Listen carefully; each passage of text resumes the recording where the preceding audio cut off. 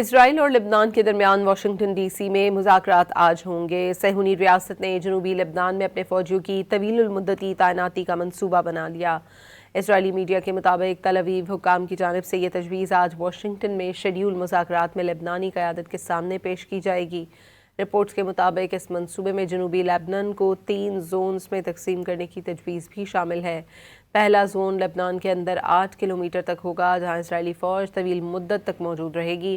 اسرائیلی افواج اس علاقے سے صرف اس وقت انخلا کریں گی جب حزب اللہ کو مکمل طور پر ختم کر دیا جائے گا۔ دوسرا زون دریائے لطانی تک ہوگا، جہاں اسرائیلی فوج حزب اللہ کے خلاف کارروائیاں جاری رکھے گی اور بتدریج اس علاقے کا کنٹرول لبنانی فوج کے حوالے کرے گی۔ تیسرا زون دریائے لطانی کے شمال میں واقع ہے، جہاں حزب اللہ کو غیر مسلح کرنے کی ذمہ داری مکمل طور پر لبنانی فوج کی ہوگی۔ مذاکرات میں وزیر خارجہ مارکو روبیو امریکی وفد کی قیادت کریں گے۔